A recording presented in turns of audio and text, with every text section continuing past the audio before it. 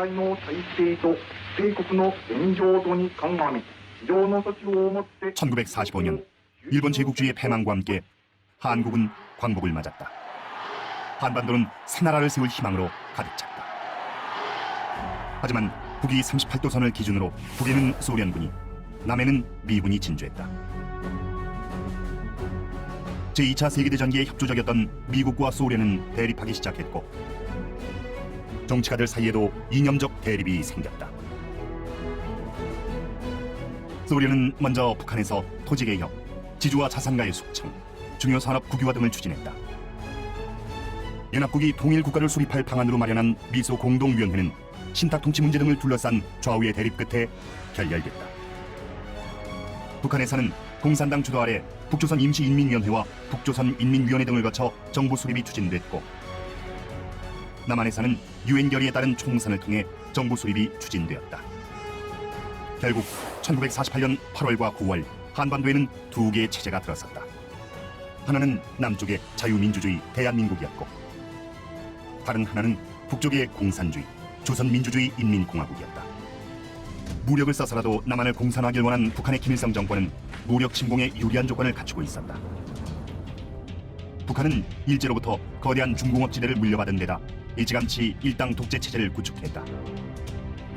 게다가 소련이 북한의 남한 공산화 계획을 강력히 지지하였다.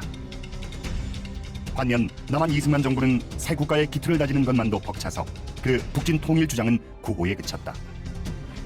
결국 전쟁을 벌인다면 그것은 북한일 것이었다. 김일성은 1948년 9월 북한 정권 수립 직후부터 무력 남침을 꾀하였다. 김일성은 1949년 신년사에서 국토 완정이란 용어를 무려 13회나 사용하면서 무력 남침의 의지를 강하게 드러냈다.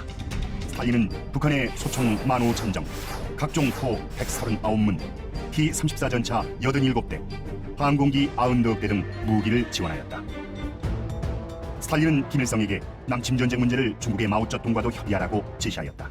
남침 준비차 중국 인민해방군 내 조선인 2개 사단을 넘겨주었다. 1949년 6월 미군이 남한에서 철수하자 김일성은 8월 다시 스탈린에게 남침을 허락받고자 했다. 하지만 스탈린은 여전히 전면전은 시기상조라 하여 허락하지 않았다. 그러자 김일성은 강원도 삼척 등 일부 지역만이라도 점령하고 싶다고 청했다. 스탈린은 북한의 무력 남침보다는 남한 내 빨치산의 무장 봉기에 의해 공산화를 꾀하라고 지시했고, 이에 따라 남노당은 9월에 남한 각 도시의 경찰서와 관공서, 군사령부에 대한 공격과 같은 전면 공세에 나섰다. 당시 개성, 옹진 등 38선 주변 지역에서는 빈번히 남북 간 전투가 벌어졌다.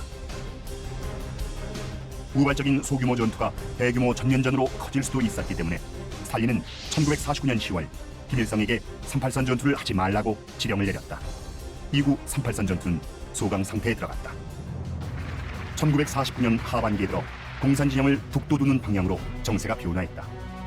1949년 8월 소련이 핵실험에 성공하였고, 10월에는 마오쩌둥이 국공내전에서 승리하여 중국을 공산화하였다.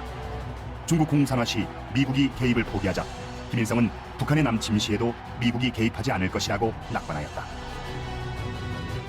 김일성이 1950년 1월 소련 대사를 통해 남침 공격을 위한 스탈린과의 회담을 청하자 스탈린은 여전히 남침을 위해서는 철저한 준비가 필요하며 자신은 이 문제로 다시 김일성과 만날 용의가 있다고 답신하였다. 1950년 4월 초 김일성과 박헌영은 비밀리에 다시 모스크바를 방문하였다. 이 회담에서 스탈린은 비로소 중국이 동의한다는 조건으로 북한의 선제 남침 전쟁을 승인하였다. 여기서 중국의 동의를 조건으로 한 것은 소련이 시킨 전쟁이란 사실을 감추기 위해서였다. 미국의 참전 등으로 북한이 독자적으로 전쟁을 하기 어려운 상황이 벌어졌을 때 중국이 북한을 지원하도록 하여 소련의 지원 사실을 숨기려 하였다. 이처럼 6.25 전쟁은 김일성과 스탈린, 마오쩌둥이 치밀하게 모의하고 계획한 전쟁이었다. 1950년 6월 16일 스탈린은 남침 개시일자를 6월 25일로 승인하였다. 남침 공격 계획을 세우면서 스탈린과 김일성, 마오쩌둥이 가장 고심한 것은 미군의 참전 가능성이었다. 그 대책으로 김일성과 스탈린은 미군이 한반도에 도착하기 전에 재빨리 전쟁을 종결하기로 하였다. 즉, 전면 공격으로 재빨리 서울을 점령하고 남하하여 미군의 한반도 상륙을 막아 2개월 내에 전쟁을 끝낸다는 것이었다. 1950년 6월 25일 새벽 4시 북한군은 선제 타격 작전 계획에 따라 38도선 전 전선에 걸쳐 남침을 개시하였다. 북한군은 서쪽의 웅진반도로부터 동쪽으로 개성, 동두천, 포천, 춘천, 주문진에 이르는 38도선 전역에서 공격을 개시하였다. 강릉 남쪽 정동진과 임원진에는 육전대와 유격대를 상륙시켰다. 북한의 김일성은 6월 25일 오후 1시 35분 평양 방송을 통해 남한이 이날 아침 웅진반도에서 해주로 북한을 공격하였다고 주장하며 북한은 그에 반격한 것이라고 남침을 은폐하였다. 한국군은 압도적인 화력을 가진 북한군의 기습 공격을 저지할 수 없었다.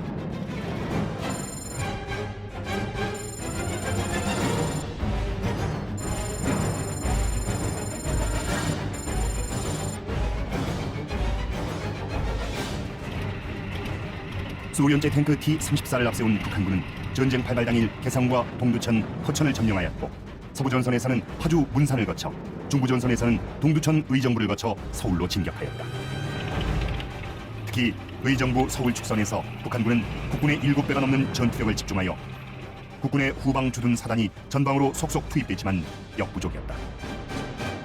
결국 28일 새벽 국군은 미아리 방어선까지 격파당하고 만다. 하지만 국군은 전장 곳곳에서 북한군에 용감히 맞섰다. 중국의 국공내전 시 국민당군에서는 사단 병력이 통째로 공산군에 투항하는 일도 있었지만 국군은 달랐다. 춘천을 지키고 있던 육군 6사단은 북한군의 공격을 저지하였다. 육군 6사단은 북한군 2사단에 맞서 남아하던 북한군의 발목을 3일이나 묶어버렸다. 당황한 북한군은 홍천에서 전투 중인 북한군 12사단의 일부를 춘천으로 급파했고 북한군 12사단 역시 그들이 맡은 임무를 수행할 수 없었다. 게다가 국군은 공산군의 남하를 지연시키기 위해 6월 28일 새벽 2시에 한강대교를 폭파했다. 타 지역의 전투는 전부적으로 성공을 했는데 춘천만이 이렇게 3일 동안 8시간이면 점령할 거를 3일씩이나 끌어가지고 군단장 해임되고 그다음에 12사단이라고 하는 게 지금 이북에는 없습니다. 그 당시 12사단의 2개 연대가 못살을 당했거든요. 여기서 그 정도로 이 춘천 전투가 굉장히 북한으로 봐서는 치명적인 타격을 준 것이죠. 북한군에 의한 서울 함락이 임박하자 이승만 정부는 서울을 탈출하였다. 대한민국이 북한의 남침을 물리치려면 그 정부와 대통령이 살아있어야 했다. 이승만 대통령은 27일 새벽 3시에 서울을 탈출했다. 국회의원들과 내각도 서울을 탈출했으나 이를 국민에게 제대로 알리지 않았다. 당시 서울 시민 대부분이 정부의 서울 사수 방송을 믿고 피난을 가지 않은 상태였다. 그날 낮에 북한군이 서울에 입성하였고 90만 명에 달하는 서울 시민 대부분이 꼼짝없이 적 치하에 갇혔다. 이들은 9.28 수복 때까지 석 달 동안 끔찍한 공산 통치를 감내해야 했다. 정부는 임시로 대전으로 옮겼다가 전황이 불리해지자 대구를 거쳐 부산으로 옮겼다. 그런데 6월 28일 한강 이북의 서울을 점령한 북한군은 3일 동안 그곳에서 지체하였다. 그 덕분에 한국군은 전열을 정비할 귀중한 시간을 얻었다. 정부와 한국군이 전열을 정비함으로써 유엔군의 참전이 가능해졌다. 이승만 대통령은 당시 세계 정세에서 북한의 남침이 의미하는 바를 정확히 알고 있었다. 그는 북한의 남침 사실을 보고받은 25일 오전 주한미국 대사 무추를 만나 다음과 같이 얘기했다. 한국을 제2의 사라예보로 만드는 것을 피해왔으나 현재의 위기가 한국 문제를 해결하기 위한 최선의 기회를 제공해 준 것인지도 모른다. 사라예보란 세르비아 출신의 한 청년이 오스트리아 황태자 부처를 저격 살해하여 제1차 세계대전의 발화점이 된 곳이다. 이승만은 북한의 침략이 단순히 한 민족 내부의 분쟁이 아니라 세계 자유진영에 대한 공산 진영의 공격이므로 세계 자유진영이 총반격해야 한다고 보았다. 미국 현지 시각 1950년 6월 24일 휴가지에서 북한의 남침 사실을 보고받은 트루먼 대통령은 경로하였다. 그는 우리는 모든 수를 써서 그들을 막아야 한다고 하였다. 그는 한국이 공산화되면 일본이 위협받고 세계 반공전선에서 미국의 신뢰도가 떨어질 것을 우려했다. 그는 유엔 안전보장 이사회 소집을 지시했다. 유엔은 신속히 움직였다. 6월 25일 유엔 안보리는 북한의 남침을 침략 행위로 규정하고 38도선 이북으로 북한군의 퇴각을 요구했다. 북한이 이를 무시하자 이틀 후인 27일에는 유엔군의 파병을 결의했다. 이것은 대한민국이 유엔 결의로 태어난 국가였기 때문이다. 유엔에 의해 성립한 나라를 침략하는 것은 곧 유엔을 침략한 것과 마찬가지였다. 7월 초 유엔군을 지휘할 통합군사령부가 설치되고 메가더가 유엔군 사령관에 임명되었다. 대한민국을 도우려고 파병 16개국, 의료지원 5개국 등 총 21개국이 6.25 전쟁에 참전했고 38개국이 물자 지원을 하는 등 총 59개국이 지원에 나섰다. 한편 미국은 이와 별도로 남침 개시 다음 날인 6월 26일부터 주일 미 해군과 공군을 투입하였다. 6월 29일엔 메가더 장군이 한강 남한 영등포에 와서 전선을 시찰하고 북한군의 남진을 저지할 방안을 모색하였다. 수천 마일 떨어진 작은 나라 한국에서 지금 벌어지는 사태는 모든 미국인에게 중요합니다. 공산주의 세력이 한국을 침략했다는 사실은 세계 다른 지역에서도 비슷한 공격 행동이 있을 것이라는 경고입니다. 한국군은 북한의 남침 시 일시 후퇴하여 북한군을 남한 깊숙이 끌어들였다가 반격한다는 계획을 갖고 있었다. 한강이 1차 방어선, 금강이 2차 방어선, 낙동강이 3차 방어선이었다. 북한군에 밀려 후퇴한 국군과 유엔군은 8월 초에는 마침내 낙동강을 최후의 방어선으로 하기에 이르렀다. 대구로부터 남으로 마산까지 서남부 방어는 유엔군이, 대구로부터 동으로 포항까지는 국군이 방어를 맡았다. 국군과 유엔군은 8월 초에서 9월 중순까지 낙동강 전선에서 북한군과 혈전을 계속하였다.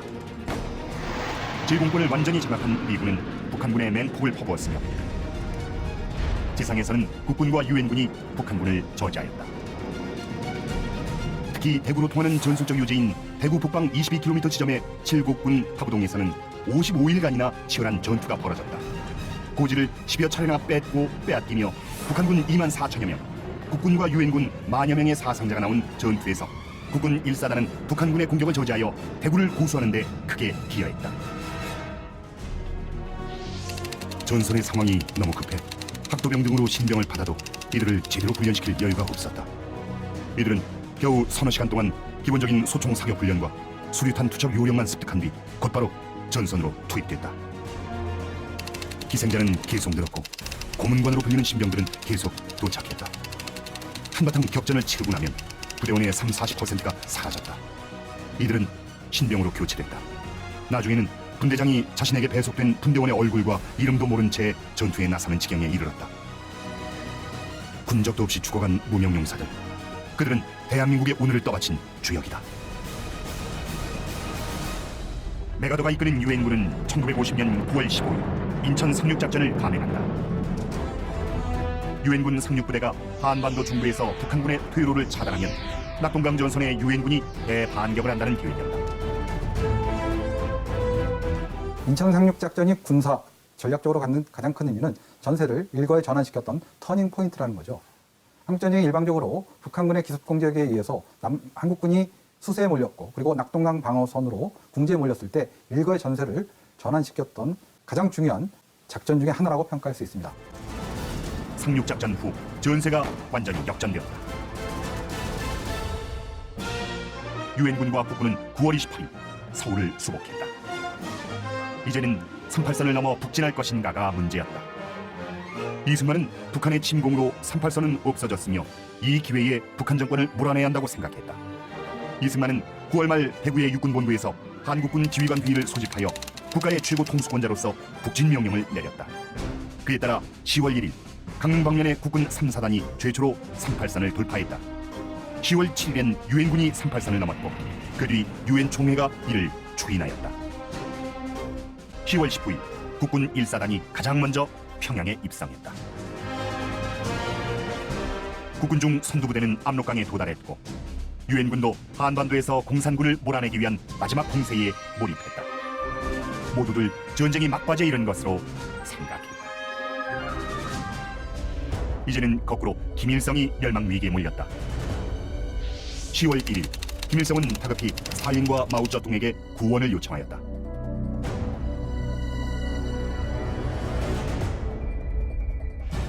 또 김일성은 10월 12일 비밀리에 평양을 탈출하여 14일 평안남도 덕천으로 옮겼다가 19일에는 평안북도 대유동으로 옮겼으며 그 후에도 미군의 폭격을 피해 압록강변의 오지로 옮겨 다녔다.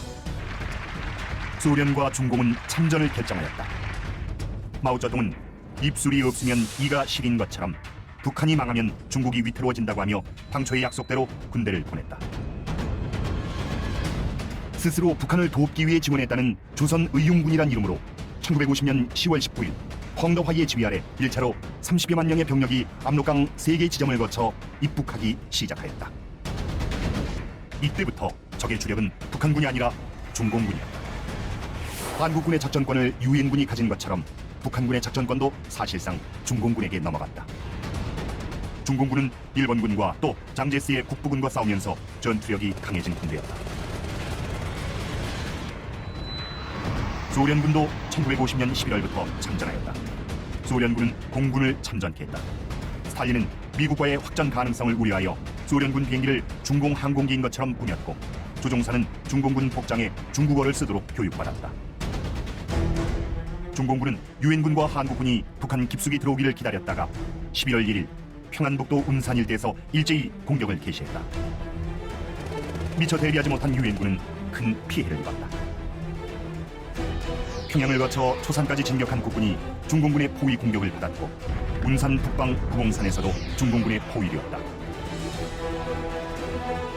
그리고 압록강을 향해 진격하던 유엔군 역시 중공군의 압박에 악전고투해야 했다. 10월 25일 생포한 중공군 포로의 진술 내용을 무시하고 중공군의 출현을 과소평가한 유엔군의 피해는 아주 컸다.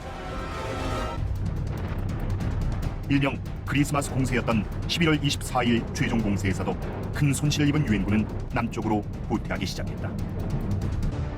동북방면의 유엔군도 엄청난 수의 중공군과 맞닥뜨렸다. 북한의 임시수도 평안북도 강계를 점령하기 위해 함경남도 장진호로 진출했던 미 해병 1사단은 10배나 많은 중공군 7개 사단의 포위 공격을 받았다. 11월 27일부터 12월 11일까지 15일간 영하 20-30도의 혹한 속에서 치른 장진호 전투에서 미 해병 1사단은 3천여 명의 전사자 등 사상 최악의 피해를 입었으나 중공군의 남하를 저지하고 성공적으로 철수하였다. 이미 남쪽의 원산 방면이 차단당했기 때문에 유엔군은 12월 23일까지 흥남에서 철수했다. 이때 자유를 찾는 북한 주민 10만여 명도 유엔군과 함께 탈출하였다.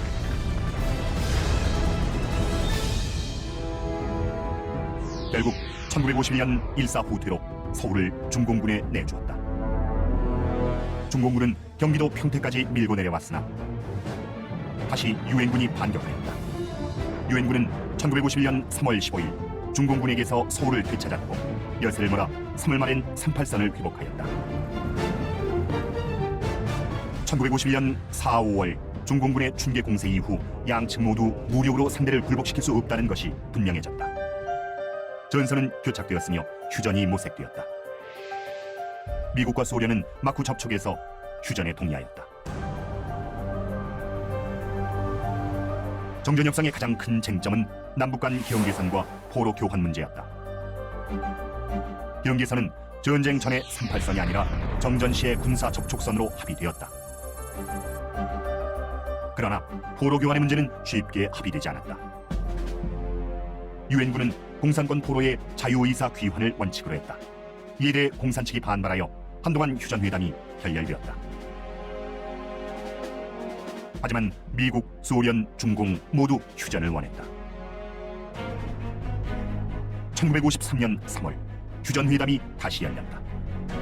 이때부터 이승만의 휴전 반대가 시작되었다. 이승만은 북진 통일의 기회가 무산된다고 하여 휴전에 반대했다. 그는 정전회담에서 한국군 대표를 철수시켰다. 정전 시에는 국군의 작전권을 회수해서 단독으로 국군을 북진시키겠다고 위협했다. 휴전에 반대하는 시위대가 미 대사관에 난입하는 일도 있었다.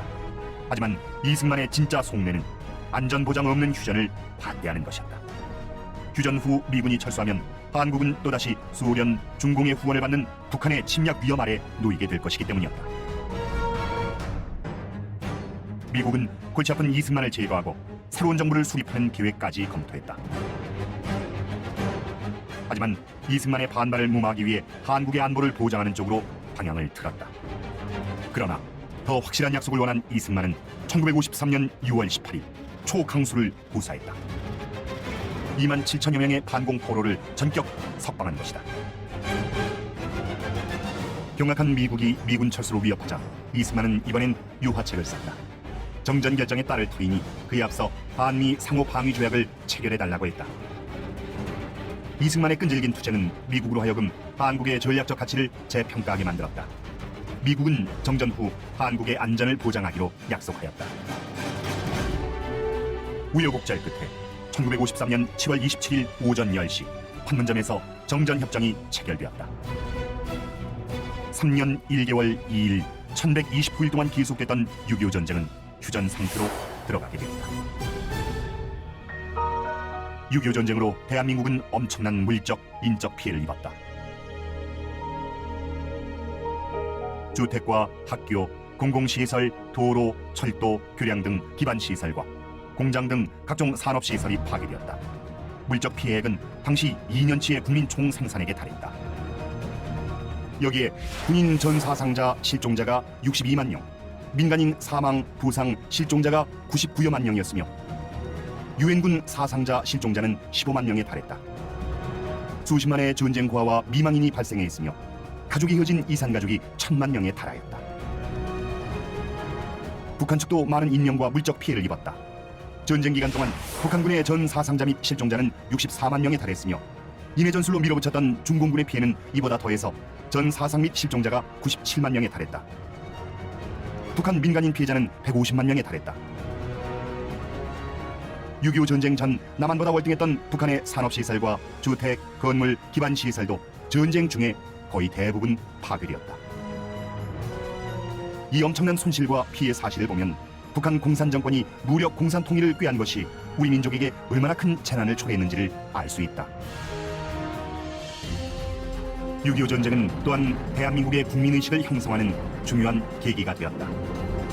1950년 여름 남한 주민은 공산 치하를 경험하면서 자유민주주의의 소중함을 절실히 깨달았다.